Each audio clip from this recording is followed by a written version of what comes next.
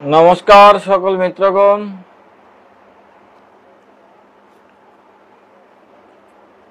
এখন আমরা আলোচনা করব শ্রীমদ্ ভগবদ গীতা দ্বিতীয় অধ্যায় সাংখ্যযোগ 31, 32, 33 ও 34তম শ্লোক।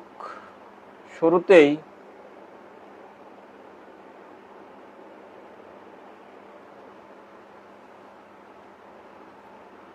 আমরা তো ঐশ্বরীয় স্তুতি আবৃত্তি করার প্রয়াস করি। ও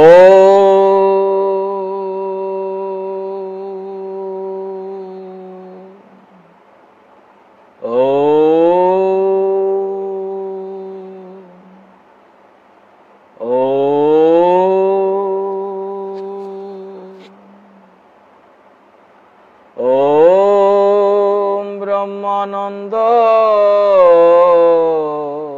পরম সুখদ কেবল জ্ঞান মূর্তি দ্বন্দ্বাতীত গগন সদৃশ তত্ত্বমস বিলক্ষণ একম নিত্যম বিমলমুচল সর্বদশাস্কিভূতম ভাবাতীতং ত্রিগুণরহিতং সদ্গুরু তম নমামি। ওম যস্মাৎ জগৎ সর্বং যস্মিন্নেব বিলীয়তে নেদং দার্যতে চৈব তস্मै শ্রী গুরবে নমঃ। ওম শ্রী গুরবে নমঃ। ওম শ্রী গুরবে নমঃ। ওম শ্রী গুরবে নমঃ। ওম হরি ওম হরি ওম হরি ওম।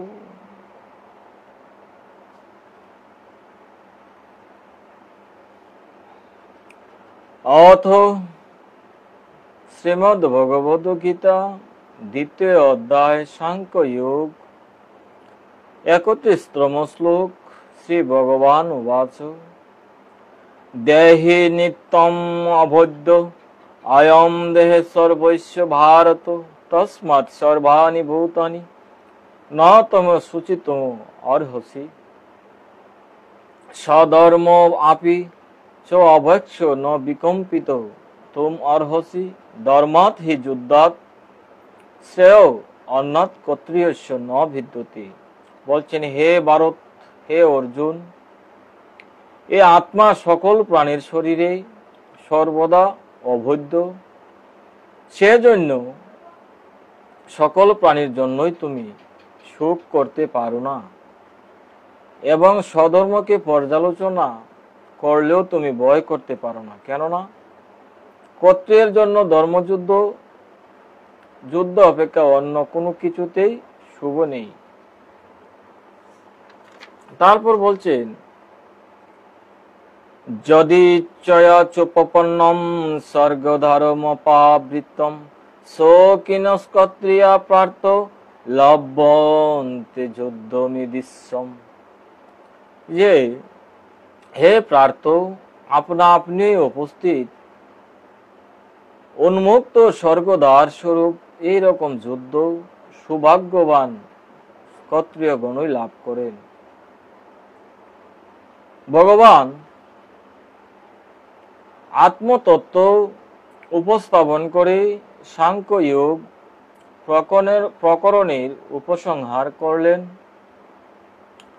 মূল কথা, শরীরের বিনাশ হলেও আত্মার কখনো বিনাশ হয় না। তাই কোনো জীবের জন্য শোক করা উচিত নয়। এই কথা বলার পর ভগবান স্বধর্ম পর্যালোচনার বিষয়ে উল্লেখ করলেন। এই স্বধর্ম কি? ক্ষত্রিয়ের ধর্ম কি? জন্ম মৃত্যুর মধ্যে দিয়ে জন্ম জন্মান্তর ধরে মানুষ দিব্য জীবনের দিকে অগ্রসর হচ্ছে, আত্মার বিকাশ করছে। মানুষের এই যে ক্রমবিকাশ, এটি প্রত্যেকের নিজ নিজ স্বভাব অনুসারেই হয়।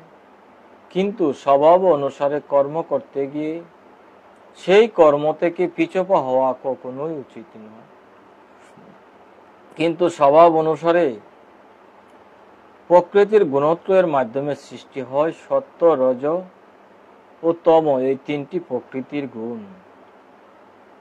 এই তিন গুণের ক্রিয়াতে জগতের সৃষ্টি। কিন্তু কোথাও এই তিন গুণ সমানভাবে দৃষ্ট হয় না। গুণ বৈষম্যই সৃষ্টির মূল। মানুষের স্বভাব এই তিন গুণের সমন্বয়েই গঠিত। কিন্তু কোনো মানুষের মধ্যেই উক্ত গুণসমূহ সমানভাবে থাকে না।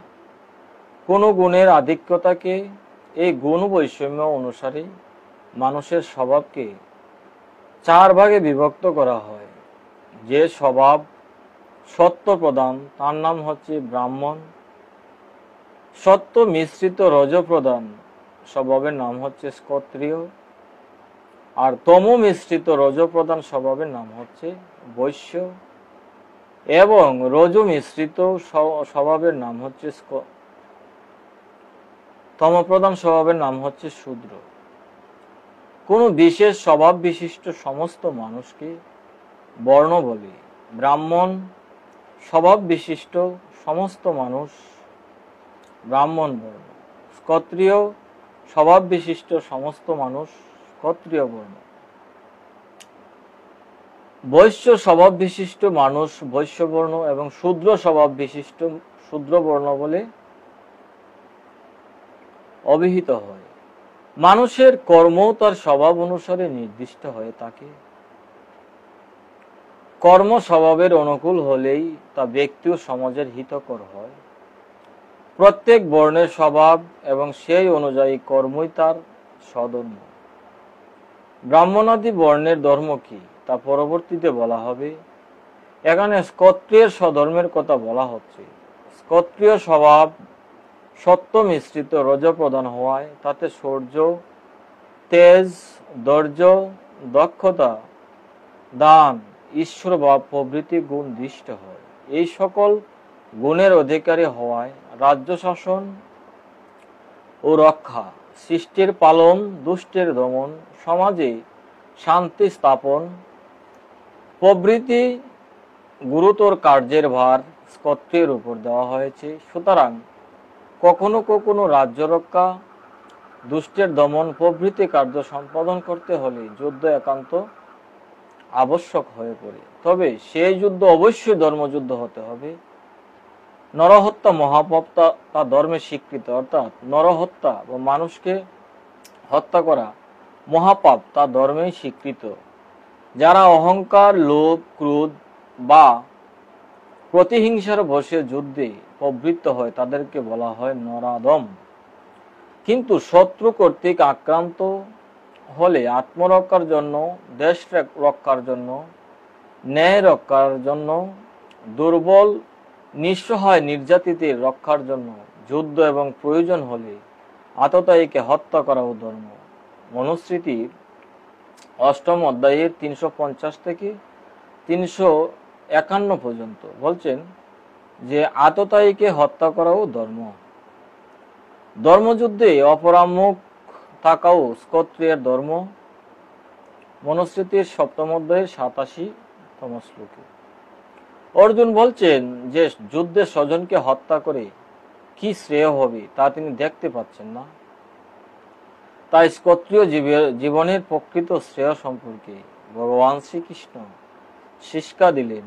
পরিবারবর্গকে নিয়ে সুখ শান্তিতে সাংসারিক জীবনযাপন করাই ক্ষত্রিয় বীরের প্রকৃত সুখ বা শ্রেয় নয়, ন্যায় ও ধর্মের জন্য যুদ্ধ করাই তার প্রকৃত শ্রেয়। ভগবান এই যুদ্ধের বিশেষণ দিয়েছেন উন্মুক্ত স্বর্গদ্বার, কারণ যুদ্ধের দ্বারা যে কেবল দেশ রক্ষা সমাজ রক্ষা হয় তা নয়। যারা ধর্মযুদ্ধে ব্রতী হয় তাদের নৈতিক ও আধ্যাত্মিক উন্নতি হয়। কর্তব্য পালনের জন্য যারা যুদ্ধ করে তাদের চরিত্রের উন্নতি হয়। তেজ, ধৈর্য, সাহস, দয়া, ক্ষমা প্রভৃতি নানা সদ্গুণের বিকাশ হয়। মানব সমাজে এক অবস্থায় যুদ্ধ যে একান্ত প্রয়োজনীয় ছিল সে বিষয়ে কোনো সন্দেহ নেই, এবং সেই অবস্থায় ধর্মযুদ্ধের দ্বারা সাহস, আত্মসম্মান, জ্ঞান, ত্যাগ প্রভৃতি সদ্গুণের যেরূপ বিকাশ হয়েছিল অন্য কিছু দ্বারা তা হতে পারত কিনা সন্দেহ।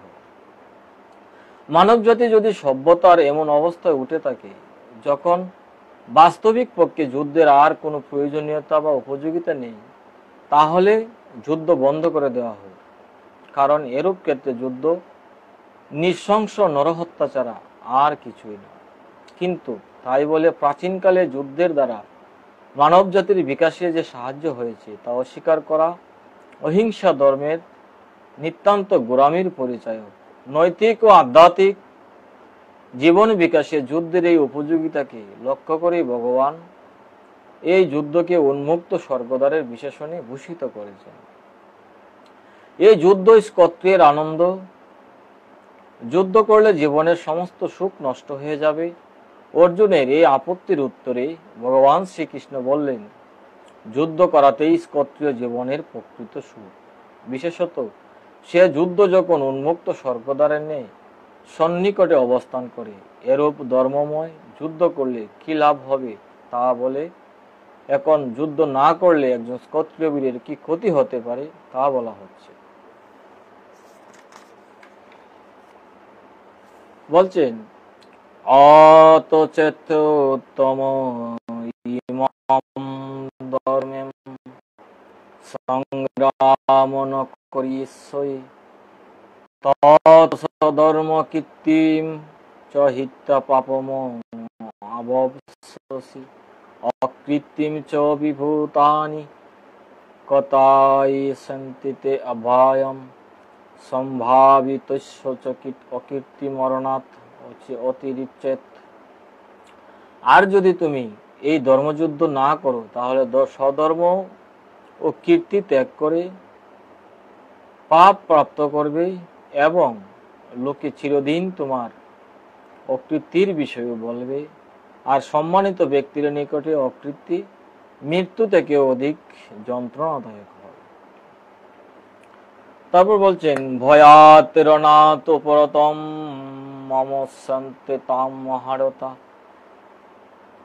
যেসাম চ তম বহুমত ভূতা যস্য শিলাগবম অভাচ্য ভাদন চ বহুন বদিষ্যন্তি তব হিতা নিন্দস্ত তব সামর্থ্যম তত দুঃখতরম কিম। বলছেন, যাদের দৃষ্টিতে তুমি বিশেষ সম্মানের পাত্র হয়েছ সেই মহারথ গণ তোমাকে ভয়ের কারণে যুদ্ধে বিরত মনে করবে। তুমি তাদের নিকট অশ্রদ্ধাও প্রাপ্ত হবে। তোমার শত্রুরাও তোমার সামর্থ্যের নিন্দা করে যা বলা উচিত নয় এমন অনেক কথা বলবে।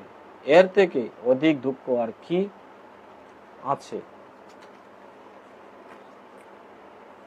তাহলে আজকে আর আমরা বেশি দীর্ঘায়িত করব না। আজকের মতো শ্রীমদ্ ভগবদ গীতার আলোচনা এখানেই বিশ্রাম। আর পাশাপাশি সকলকে মহা অষ্টমীর শুভেচ্ছা। সকলে ভালো থাকবেন। ওম সর্বে ভবন্তু সুখিনঃ সর্বে শান্ত নিরাময় সর্বে ভদ্রাণি পশ্যন্তু কশ্চিৎ মা দুঃখভাগ ভবেৎ। ও শান্তি। ওম শান্তি। ওম শান্তি।